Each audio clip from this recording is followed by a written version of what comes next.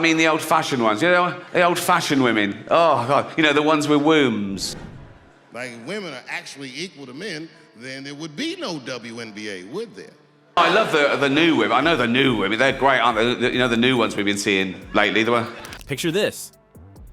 A packed theater, tension in the air, and one brave comedian about to drop a truth bomb that'll shake Hollywood to its core. The audience holds its breath, not knowing whether to laugh or gasp. And then, bam, the punchline hits, and all hell breaks loose. These are the moments we live for, right? When a comic dares to say what we're all thinking but are too scared to admit. In this video, we're breaking down the most jaw-dropping, cringe-inducing, yet hilariously true bits that had woke celebrities squirming in their seats. Trust me, you won't believe what these mad lads got away with saying on stage. What's humorous, do you? Some folks find everything these days so unfunny. It seems as though we live in a society where punchlines are accompanied with apologies and jokes require trigger warnings. No, it's the old-fashioned with it. And now the old-fashioned, they go like, oh, they want to use our toilets. Why shouldn't they use your toilets? For ladies. I mean the old-fashioned ones, you know, the old-fashioned women. Oh, God, you know, the ones with wombs. I love the new women. I know the new women. They're great, aren't they? You know, the new ones we've been seeing lately. They were... Greetings from the age of woke culture police comedy, where comedians must tread carefully and laughs are being judged. Do you recall the edgy days of comedy? When could stand-up comedy challenge conventions and make us laugh at the ridiculous aspects of life? Well, those days are disappearing more quickly than the promises made by politicians. Nowadays, it appears that before a joke can even consider taking the stage, it must first pass a committee of sensitive readers. In this brave new world of woke humor, what is off limits? Almost everything that was once amusing, jokes about fat people, body shaming, stereotypes based on race, microaggressions, disparities in gender, transphobic. Some comedy clubs are now requiring entertainers to sign contracts promising not to offend anyone since the situation has grown so terrible. After all, what could be more hilarious than a legally binding contract? Furthermore, more than only the subjects are being examined, it's part of the attack itself. Never one to hold back, Ricky Gervais said it best. I detest it when people claim the joke was hurtful. Since it's all about feelings and feelings are private, I have to say no, and you have to state that you found it insulting. He's not entirely wrong. One person's amusing joke is another's excuse to form a Twitter horde. The worst part though is this whole woke comedy movement. It isn't much more thrilling than watching paint dry. Speaking candidly as usual, Gervais stated that he would rather watch Louis C.K. masturbate than endure woke humor. Although no one needed that image, it makes a strong statement. Comedians' frustration is getting out of control. They're tired of evading every potential transgression, of having their words analyzed, and of having their motives called into question. The red-headed comedian Bill Burr has been especially outspoken about how ridiculous it all is. He has criticized the notion that some subjects, such as the controversy surrounding transgender athletes in sports, are wholly off limits. Burr contends that stopping these discussions just serves to increase hostility and conflict rather than resolve anything. However, the truth is that comedians are not taking this lightly. There is a growing backlash against political correctness's stifling influence. More and more comics are coming to the conclusion that speaking the truth as they see it is worth the chance of upsetting someone. They're keeping in mind that comedy is about more than simply making people laugh. It's also about getting people to think, questioning the current quo, and perhaps making us uneasy. Have you ever wondered how comedy's freedom fighter turned out to be a pasty redhead? The bald eagle of free expression, Bill Burr, is now swooping over the PC landscape. This guy has the hilarious timing of a Swiss watch and a sailor's mouth. He ruffles feathers without fear, and he does it with great skill. Burr's unrestrained manner has helped him establish a reputation. He pushes boundaries, but he also smashes past them. His comedic specials are aimed at the core of awakened society like verbal hand grenades. What's the best part? Yeah, I said it. He smiles as he completes each task. How are you going to handle it?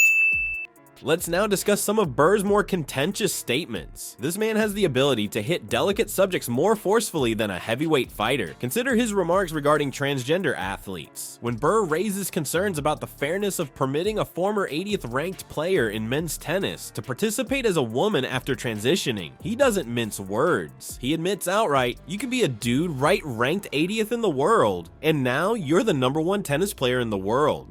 Burr isn't just making statements for the sake of shock effect though. He's holding up a mirror to woke culture with absurdity. His method? Take PC culture's reasoning and take it to its most absurd conclusion. For example, when he questions the idea of equality in sports. He contends that distinct leagues like the WNBA wouldn't be necessary if women and men were genuinely equal. According to him, if women are actually equal to men, then there would be no WNBA. You would just be good enough to play in the NBA with us. And the hypocrisy of Hollywood? Yes, Burr has that covered as well. He enjoys pointing out that while woke celebs talk a good game about equality, they don't really live it. He draws attention to the fact that the same people who advocate for body positivity for obese women utterly disregard women's sports. According to Burr, if they actually watched WNBA games and bought more tickets, the league could be bigger than the NBA itself. Now, what is Burr's most startling anti-woke statement, you ask? Actually, it's more of a direct attack on the notion that jokes should be regulated than a statement. Burr contends that comedy as an art form is directly threatened by this ongoing criticism. He is fighting for humor itself, not simply for the ability to make unpleasant jokes. What happens if the greatest comedian of all time chooses to headbutt the woke crowd? Like, if women are actually equal to men, then there would be no WNBA, would there? Say LeBron James changed his gender. You know what I mean? Okay, can he stay in the NBA, or, because he's a woman, does he have to go to the WNBA? What does it actually mean to be equal? You know what I mean? The uncontested master of pushing boundaries, Dave Chappelle, is at the center of a controversy that has Hollywood reeling. We're talking about full-on cultural warfare here, so this isn't your typical comedy special debate. Chappelle's transformation from a sketch comedy sensation to a legendary figure in stand-up is, well, legendary. At the height of his fame, he turned down a $50 million deal, yet he returned stronger than ever. His most recent Netflix specials, however, have truly had people talking and their fingers tapping on Twitter. What is causing everyone's underwear to become tangled? With his trademark razor-sharp wit, Chappelle has been addressing some of the most delicate subjects in contemporary America, including race, gender, and sexuality. Furthermore, he isn't holding back, I can assure you. Some people are demanding his head on a platter because of his remarks about transgender people, then Me Too, and cancel culture. The worst part is that Chappelle isn't going to back down. He's actually doubling down more forcefully than a blackjack player with a ton of chips in his pocket. Dave didn't grovel or apologize when the anger machine went into overdrive. Instead, he essentially ordered the awakened crowd to jump for joy and refused to back down. And he has balls of steel, and you have to give him credit for that. He states bluntly in one of his programs that he doesn't think all women in the dire Me Too movement are real. Twitter was on the verge of putting him in purgatory when he made some zingers at the LGBTQ community in another. Chappelle, meanwhile, is only warming up. Chappelle appears to take greater pleasure in prodding the bear the more others attempt to stop him. He is similar to that student in the class who is skilled at making fun of the teacher. And like that child, Chappelle is becoming more well-known than ever because to his shenanigans. With all of the demonstrations and irate articles, you would think Chappelle would be a Hollywood celebrity, but hey, what do you know? Some of the most popular comedy shows on Netflix are his specials. It turns out that many people are tired of being cautious and adore Chappelle's unrestrained style. How did a plump Brit end up being Tinseltown's bogeyman? The comedian who has made a living by mocking Hollywood's elite is Ricky Gervais. This man is not merely prodding the bear, he is carrying a pointed stick and a megaphone into its burrow. Gervais has earned the moniker Hollywood's harshest critic, and he takes great satisfaction in it. He's similar to the friend who constantly informs you when you're having problems. But instead of spinach, he's being hypocritical, and instead of pals, he's seeing A-list celebs writhing in their seats. Now let's discuss Golden Globes. With more savagery than a pack of ravenous wolves, Gervais has hosted the awards presentation 5 times. His jokes are more powerful than a heavyweight champion, and he has made fun of everyone from Leonardo Leonardo DiCaprio to Mel Gibson. Do you recall the time he referred to Bruce Willis as Ashton Kutcher's dad?